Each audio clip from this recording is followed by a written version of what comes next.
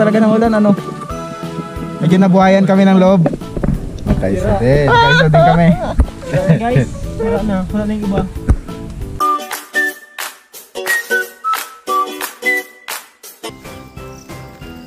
Hello, good morning guys. Punta na kami ngayon sa aming destinasyon.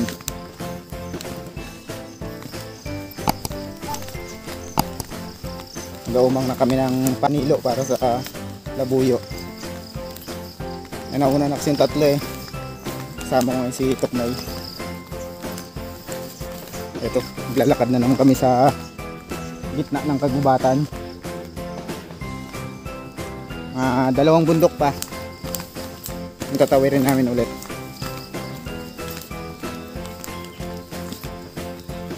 Tapos mamayang hapon papandawin namin yung silo. Sana may mahuli na tayong labuyo.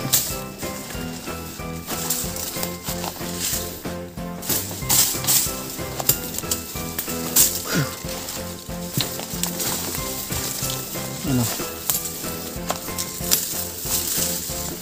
Ito yung Tony ni. Positive. Positive ba meron dito? Na pwede nilang balikan mamaya.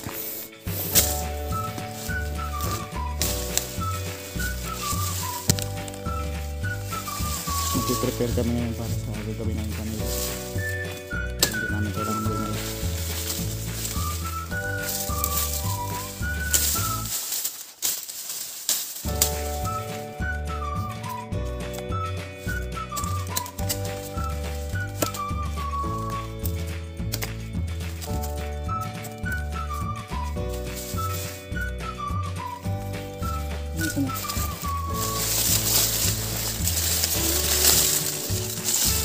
Kasama ngayon natin ang ating expert sa paggawa ng silo. Laking gubat talaga to. Laking unggoy.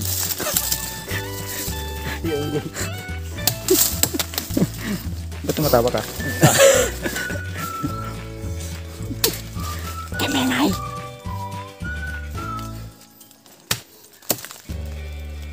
Kaya ba? Ibo na malaki sa dito. Kaya ba? Sige lang.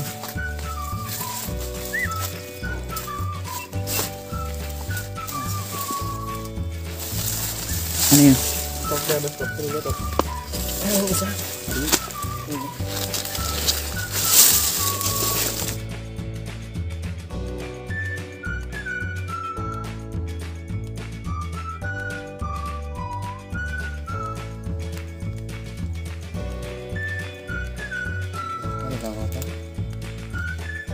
Ibig sabihin, Sa gubat na lang. isa ang meron sa gubat. Kaya may langaw. Ano, Tox? Ha?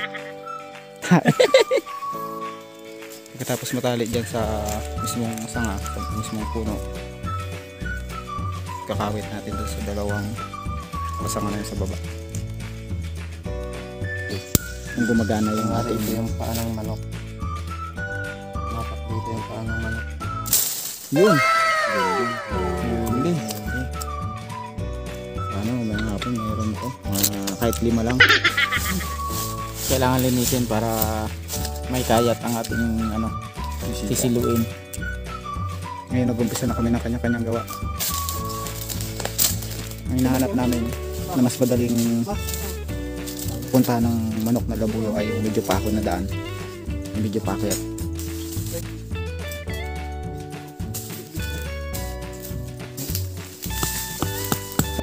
Okay, ito na yung pang-lima natin na silo. Lagyan na rin natin ng ang 5 na ito.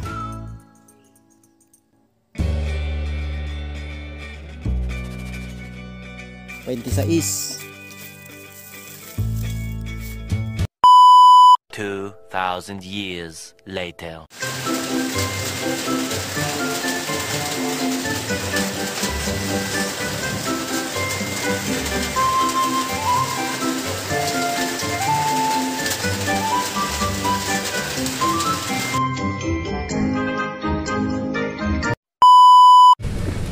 Magapan daw kami ngayon ng nilagay namin silo kanina. Papasukin ulit namin yung gubat. Baka makahuli kami ng labuyo eh. Baka sakali. Kaso matatapos lang ng ulan dito.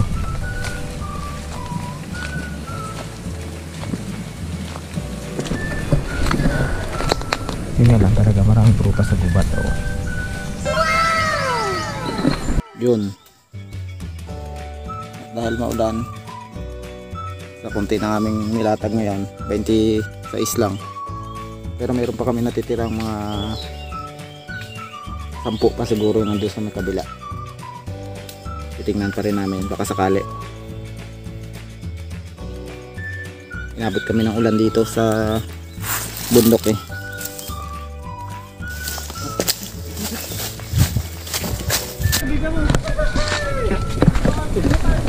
Meron nga? Seryoso? Wag ka, ay, nagmura tuloy ako.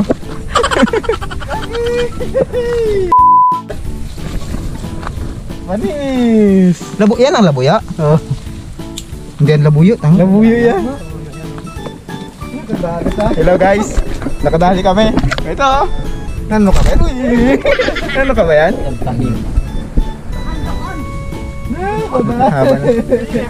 Ito ang wild na manok.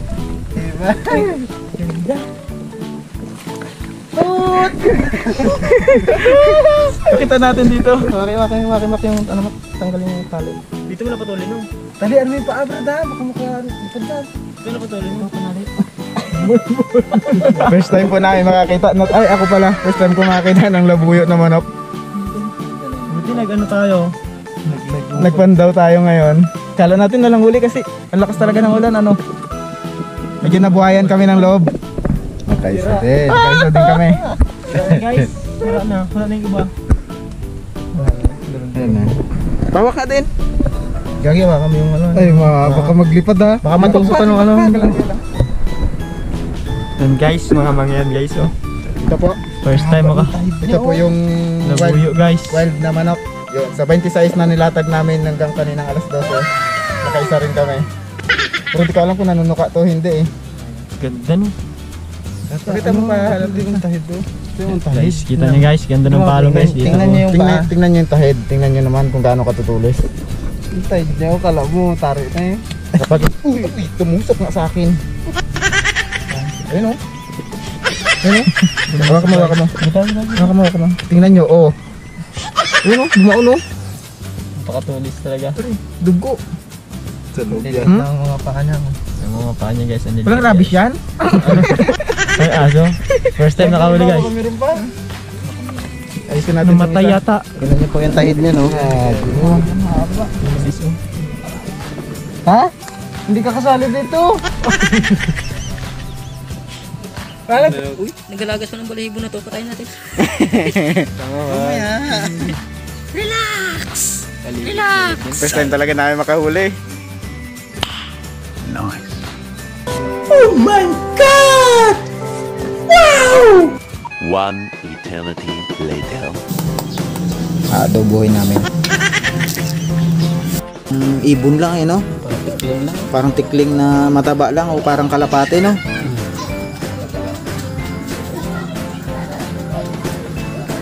Nakanganga man. Kala ko nakanganga. Oo, ang date niya lang, oh.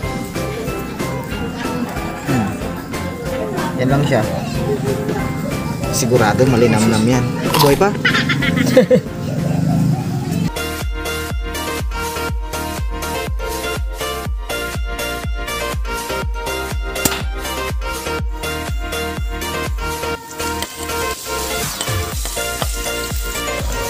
Mga kalating oras na namin nilalaga to. Makunat pala siya. Matanda na siguro talaga. Maliit lang. Maliit lang siya pero makakunat.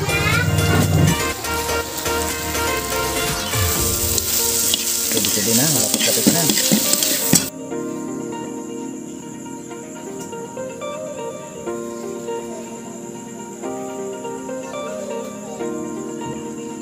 Bukan natin ito ngayon. Bukan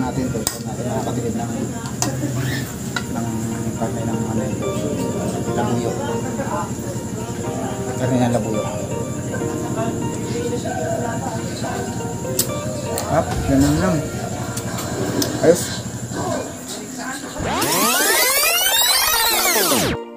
Maliit lang pala siya. Sa totoo lang ngayon lang ako nakakita na to.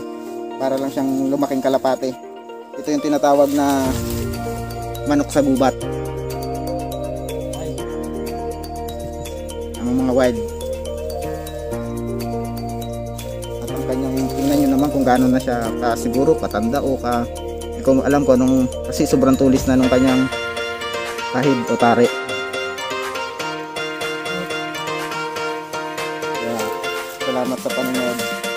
Kadali rin kami kahit paano. Abangan nyo sa sunod namin mga gagawin kung ano pang huli namin dito. Thank you. Bye.